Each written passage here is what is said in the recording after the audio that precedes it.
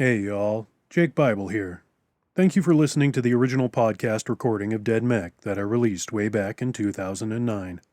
I've had a lot of folks ask for these original recordings, so I thought I'd put them back out there for y'all to enjoy. The episodes will be released weekly for free, but if you don't want to wait, then head over to jakebible.substack.com and subscribe. Links are in the show notes. Paid subscribers receive access to all 26 episodes right now. And that's not all. Subscribers receive access to early release ebooks, getting them before they even go on sale in my online store or any of the retail sites. Plus, early access to new audiobooks, exclusive short stories, including the weekly Friday Night Drabble Party, live readings, and so much more. That's jakebible.substack.com. Subscribe now and get all the goods. Now, enjoy a little bit of the past. Thank you.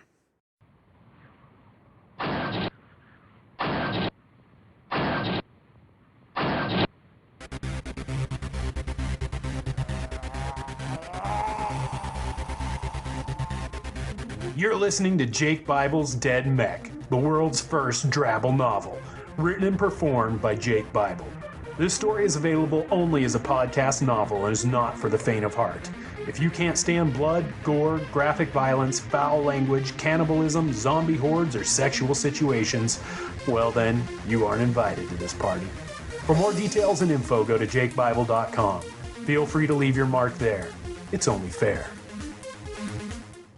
Episode 15, Chapter 7, Part 2. June sat before the breed feed holding pen, watching the two children that were left sleep. She'd been told earlier that the others didn't make it through the storm, that no one bothered to bring them inside, leaving them exposed to the power of the wasteland. The two that were left looked bruised and battered, blood smearing their faces and the rags they wore as clothes. One of the children, a boy of maybe 8 or 9, with a malformed skull and no nose, just a hole in the center of his face, stirred fitfully in his sleep, fighting nightmares. "Mitch! Mitch! Masters!" the voice yelled. Masters stirred uneasily, his head feeling like a 10-ton hangover had taken up residence and died. He could hear other voices, thoughts, sounds, and from what his hazy brain could tell, they were all dead voices, thoughts, sounds, except for the one yelling at him. I must be in hell, Masters thought. Pain, torture, mental anguish, strange voices and sounds. Yep, that would be hell. Masters, wake the fuck up! The voice shouted louder. Maddie? Is that you? Masters asked. Yes! I knew I'd end up in hell, but never thought you would. You're not in hell, dumbass, Matthew said. Somehow you are joined with a dead mech's consciousness, one of the thinkers. So am I. That's how we're communicating. Matthew could feel Masters' mind slowly wake up, but it was far from coherent. Masters groaned. I know you said a lot of words just then, but all I heard was blah blah blah blah blah blah blah. How's about you make some sense? Where are you, Masters? Matthew asked, growing annoyed. I'm in hell, Jespers. It's where the wicked go when they die. You aren't in hell! Matthew roared. Ow. No more yelling, please. June didn't move as the village went quiet for the night. She just watched the children sleep, taking solace in the sad fact that they could find some comfort in their lives, even if for only a few hours a night. Come on, stop gawking at the lunch, the boss growled behind her. No, June stated flatly. The boss stared down at her for a second. I'm sorry. I thought you just told me no, but that can't be right, could it? Kill me where I sit, but I'm not going back to your room, June said, so fuck off.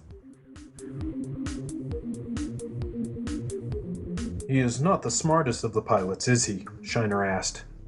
Whoa, who the fuck said that? Masters asked, startled by the new voice in his head. That's Shiner, he's my new mech. Matthew felt Shiner bristle. Or we are a new mech. Together. It's complicated.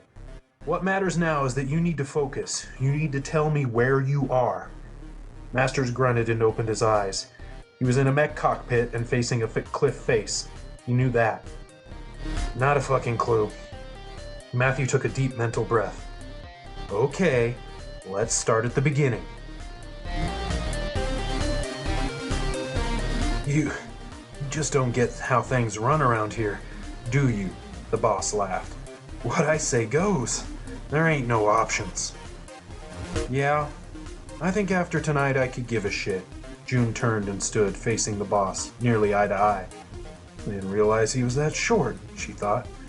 Listen, kill me if you want. I don't fucking care anymore. My people aren't looking for me. I know that. I hurt someone back there. I hurt them bad. So kill me now so I can leave this shithole and never have to see your fucking face again. Are you in a mech? Matthew asked Masters. The memories of the Hill Stomper attack, his mental battle with the mech, the waste storm, all converged at once. Yeah, and it's a big fucker, too. Masters trailed off for a second. Fuck! Jay and the rookie! Running on instinct, Masters backed the mech up away from the cliff and turned it about. He checked his readings for damage, but found the mech to be in fine order, even with his attack. Whoa, slow down, Mitch. What about Jay and the rookie? Matthew asked, hopeful. You know where they are? The boss stared at June for a moment, then busted out laughing. He doubled over, tears streaming down his cheeks. Okay, you got me. He struggled to regain his composure, but just laughed harder. June watched the madman, puzzled. The boss, clutching his stomach in pain, finally stopped laughing. Wiping the tears from his eyes, he straightened and put a hand on June's shoulder. She slapped it away and took a step back, bumping into someone. Hey there, sweet stuff, Chunks growled in her ear. June whirled around, and the last thing she saw before the darkness was Chunks' fist. Hey, this thing isn't fighting me anymore, Masters exclaimed, piloting the mech to the collapsed cave mouth. Yes, that's because I am talking to your mech AI, assuring it you mean it no harm, Shiner responded. What? Huh? Mech AI? Who the fuck are you? Masters demanded. Matthew sighed. We don't have time for that. Where are Jay and the rookie?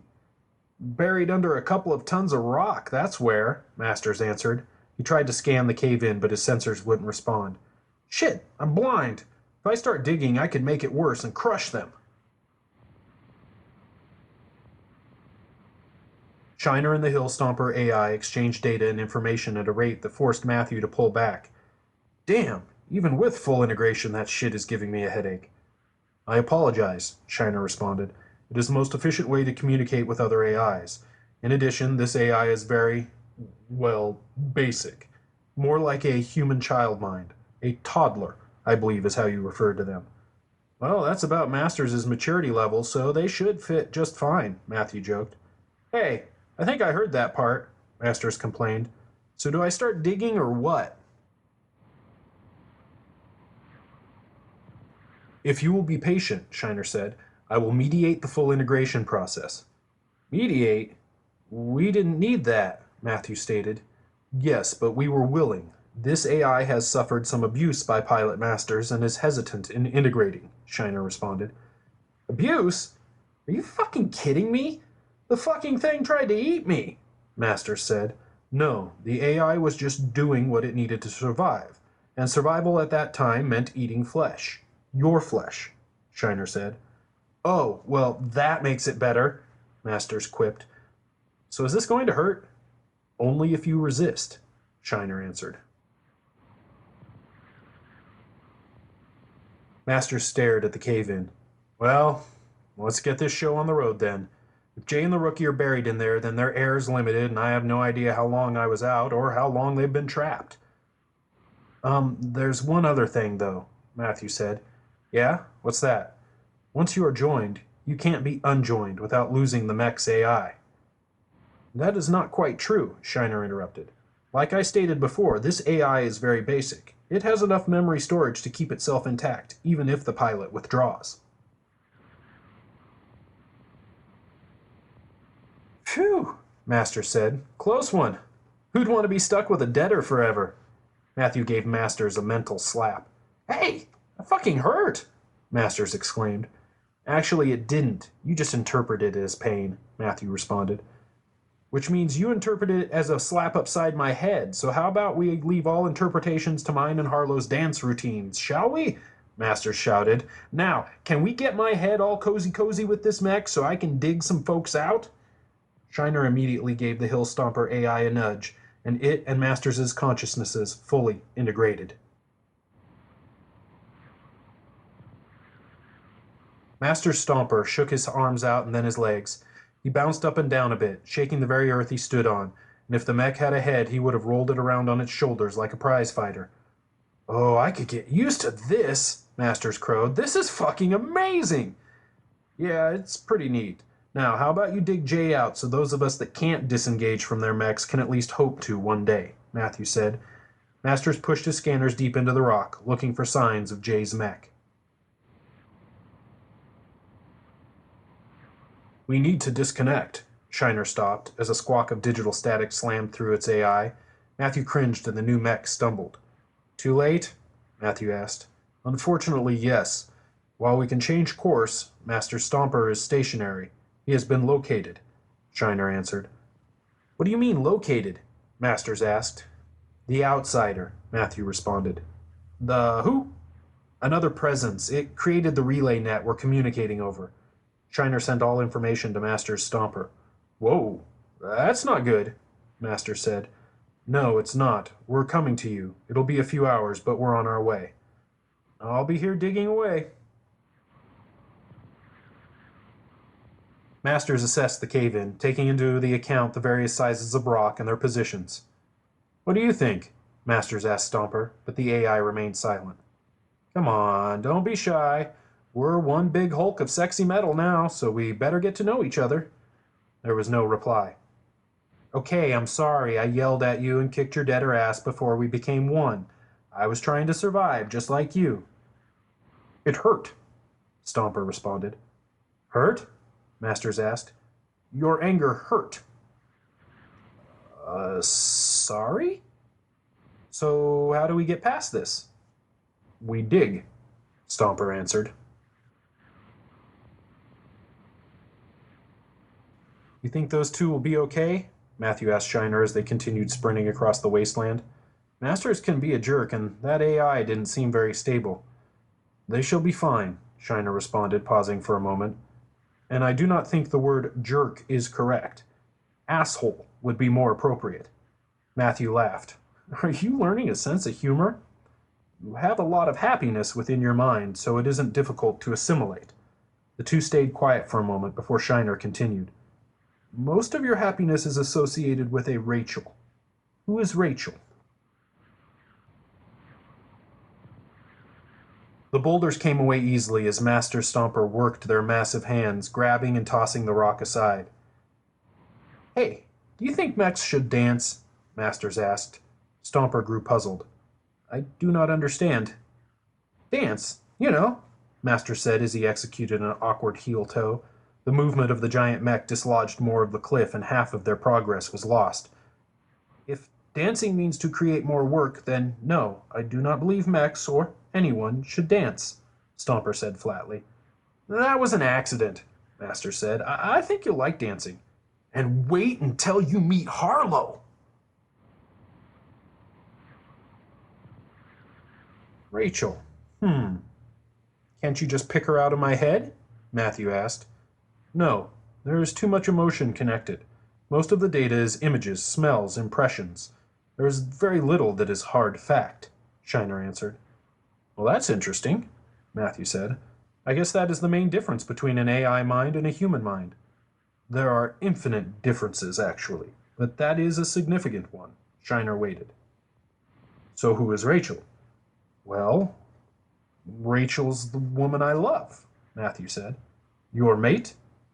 Matthew laughed. Wow, I never thought I'd have this conversation with a mech.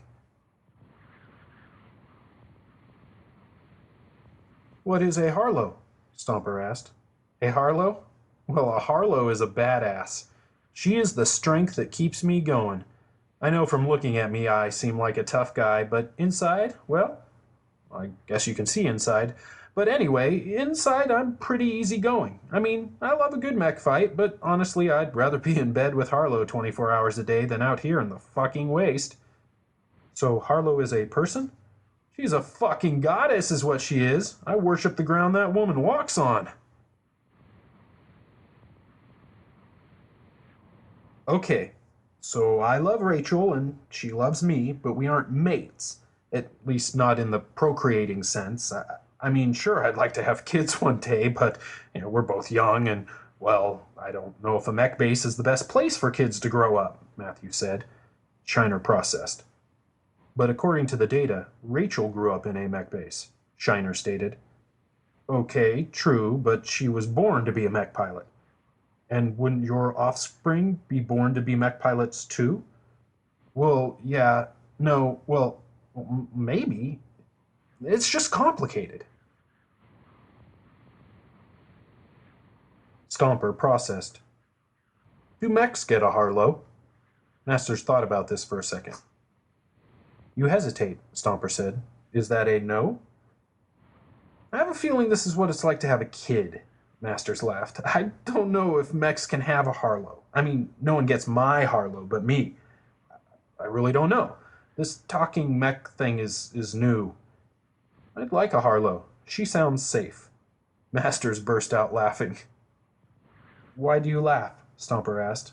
Sorry, it's just funny that a 200-ton mech thinks Harlow would keep it safe.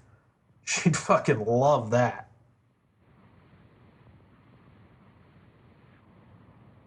You think the outsider is sending troops against Masters? Matthew asked. Definitely, Shiner responded. Will we get there in time?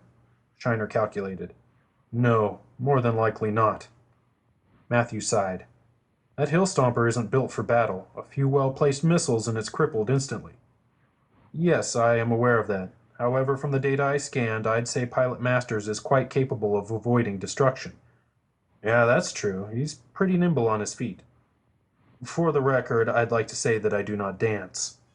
Matthew laughed. Me neither. We leave that to Masters and Harlow.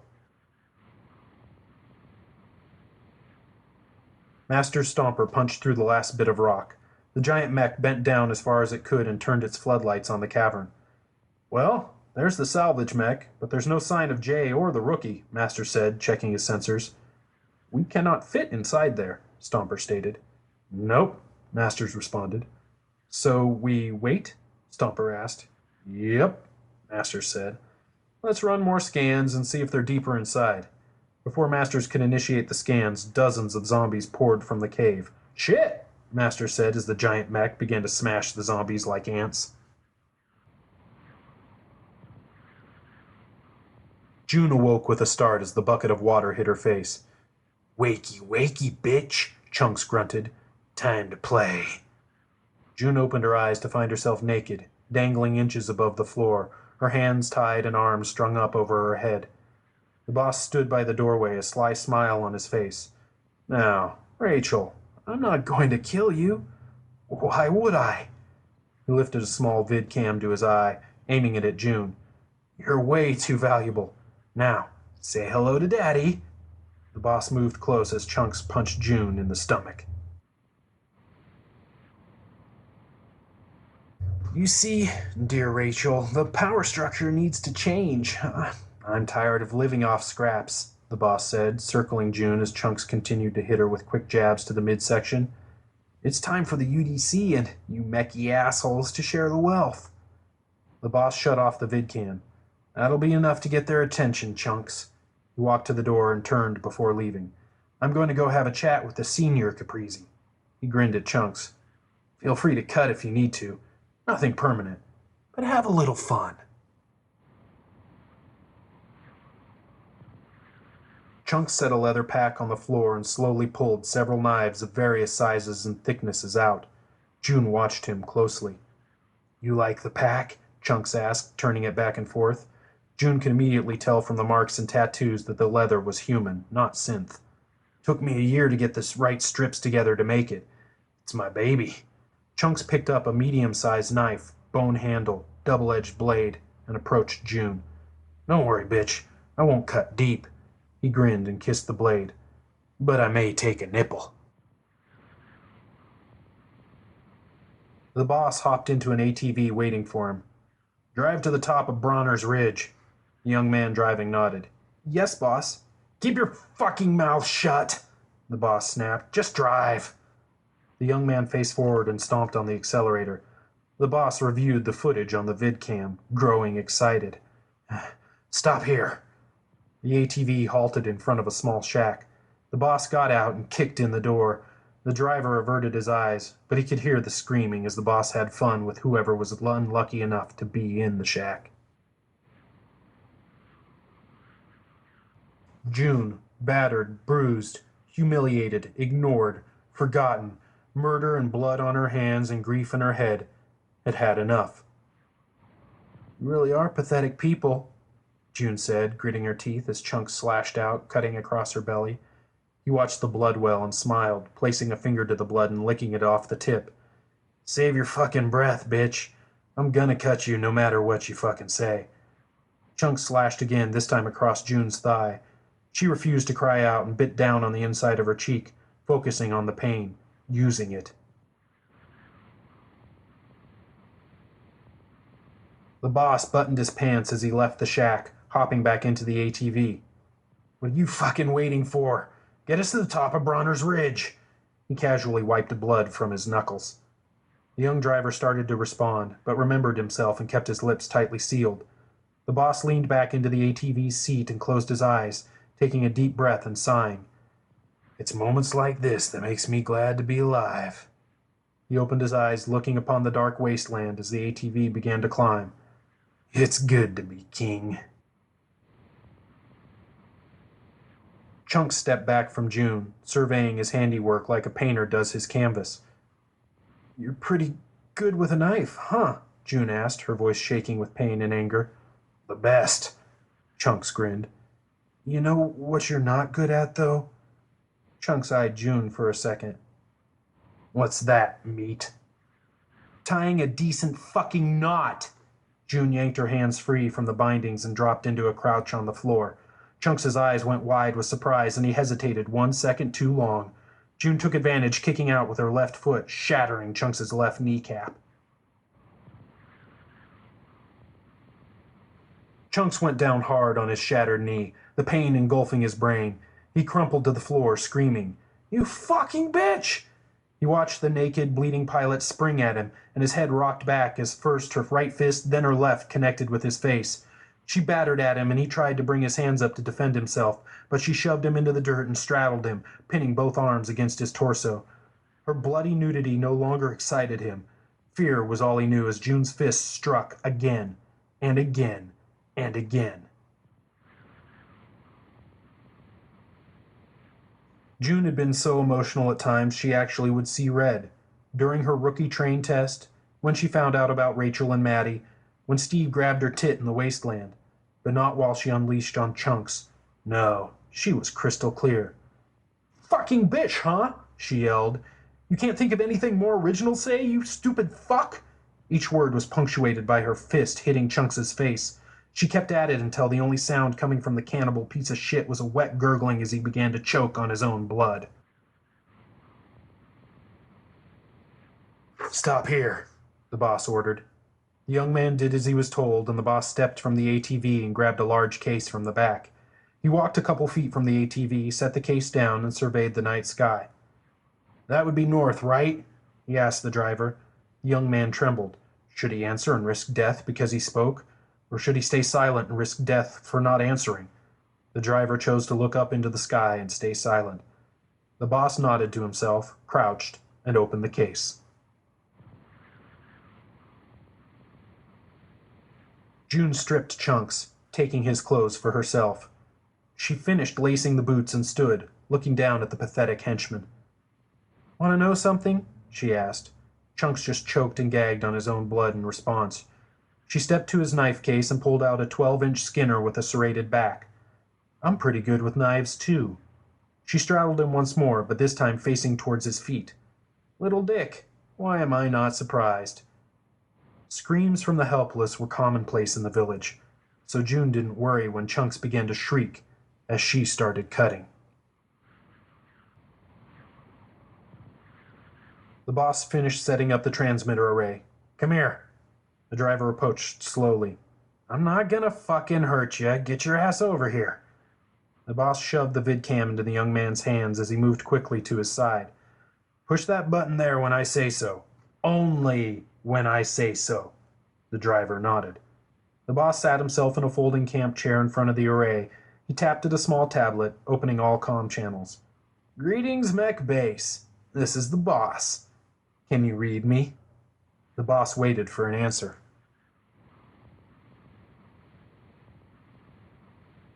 Bishop Weibel, I hate to disturb your sleep, Your Grace, but we are receiving a transmission over open channels from the boss, Deacon Montoya said.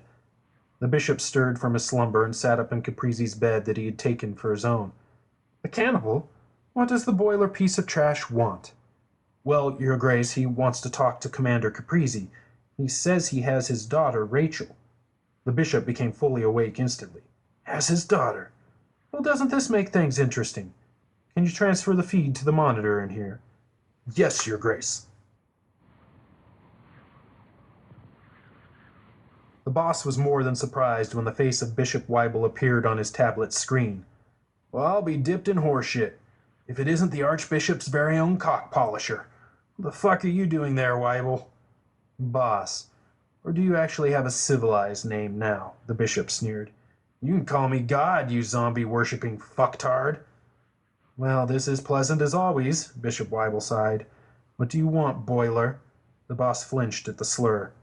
"Don't call me Boiler," he growled. The bishop ignored the boss. "Tell me about the Caprizi woman." June moved from shadow to shadow until she reached the remains of Olivia's shack. Blankets had been hung to replace the missing wall, and June quietly slipped inside. "Olivia," she whispered. "Olivia." The older woman stirred upon the bed, and June heard the distinctive sound of a pistol being cocked. "Tell me why I shouldn't kill your murderous ass." "I'm truly sorry, but you can hate me later. Right now I'm getting you out of here," June said. "Can't."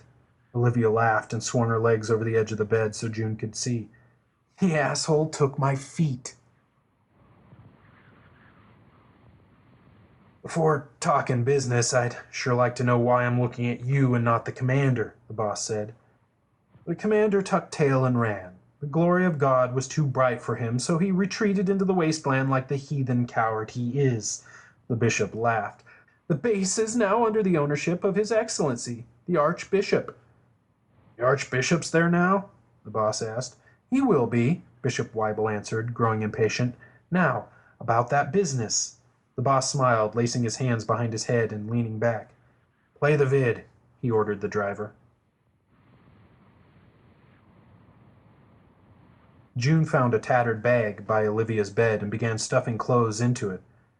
"You don't need feet," she said, handing the bag to Olivia as she picked up the woman and slung her over her shoulder. She felt the fatigue of the past few days and knew when the adrenaline wore off she was going to crash, and crash hard. June grunted under the strain but kept her footing and moved as quick as she could out of the shack and into the village. "Okay, which way to the ADVs?" she asked. "Out past the fight pit," Olivia answered. The bishop stared at the image on the vid screen. "Is this being recorded?" He turned and asked Deacon Montoya. "Yes, Your Grace," Montoya responded. "Excellent," the bishop said, licking his lips, his face flushed. The vid ended and the boss appeared back on the screen. The bishop groaned with disappointment. "So I was gonna bargain with the commander directly, but I'm thinking now that you may be interested in this brat. Might help you get Caprizi to come crawling right back." Bishop Weibel grinned. "That may be the only intelligent thing I've ever heard come out of your mouth." The boss ended the transmission and sighed. "I'd say that went well, wouldn't you?" The young driver stayed quiet. "Oh, come on, you can speak. Don't you think that went well?" Yes, boss, it did," the young man stammered. The boss stood and approached the driver. "You did understand what I was saying, right? You understood the deal I made with the bishop?" Yes, boss, I understood. The boss sighed. That's too bad, son. He pulled his blade from his belt and slashed the driver's throat. The young man crumpled to the ground, blood spurting across the wasteland dirt. June carefully set Olivia down next to an ATV and plopped next to her, struggling to catch her breath. She finally stood and helped Olivia into the ATV's passenger seat. You got your pistol? June asked. Olivia showed her the handgun. Good. Keep it ready. I'll be right back. Right back? Where are you going? Olivia asked, alarmed. There's more coming with us, June said. Olivia eyed her for a moment. You can't bring them children. We probably won't survive out there. She gestured out into the waste. They certainly won't. Maybe, but I'm going to give them a chance. The boss casually collapsed the transmitter array and set it back in its case. He tossed it into the ATV and rummaged around the back for a bit until he found what he was looking for. He walked over to the dead driver and placed a small cup to the corpse's throat, squeezing along the vein until the cup was half filled. Standing, he downed the blood in one big gulp, wiped his mouth, and tossed the cup away. All right, let's go get that bitch loaded up, he said aloud as he hopped into the ATV and started it up. The two children stared at June listlessly as she snapped the flimsy lock on their cage. I'm going to get you out of here, she said quietly. There's a better place for you out there, away from here. One of the two looked out into the waste. June cocked her head. You can understand me? The child, June wasn't sure if it was a boy or a girl, nodded slightly. Can you speak? The child shook its head no. Can you walk? The child nodded again. Good, June said as she reached in and scooped up the other child. Follow me. The boss whistled tunelessly as he got out of the ATV. He stepped into the shack, then into the back room. His whistling stopped immediately as he surveyed the scene. The first thing he noticed was the massive pool of blood. The second was the headless corpse in the blood. The third thing was the knife case with the words, Open me, written in blood, on the side. What the fuck? He growled. He snatched up the case and whipped it open. Inside was the head of Chunks, dead eyes staring up, and cock and balls stuffed in his mouth. You have been listening to Jake Bible's Dead Mech, the world's first Drabble novel. The preceding episode was recorded and produced by the author. The intro music was Miles and Miles by Leica Crest. Outro music is Destroy by The Eternal. Both tracks available at podsafeaudio.com. Title graphic by Ed Delaney. Find him at peculiarcomics.com.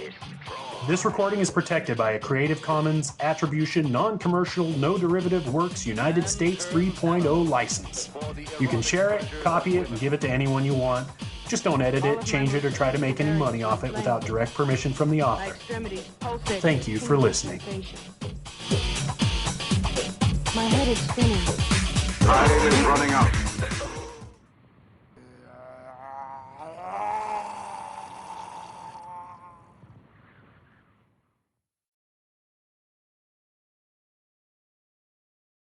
Thank you for listening to this episode of the re-release of the original podcast of Dead Mech. Don't want to wait until next week for a new episode?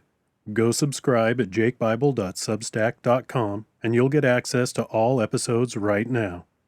Or you can go to my website or any major retailer and get the audiobook narrated by Julie Hoverson.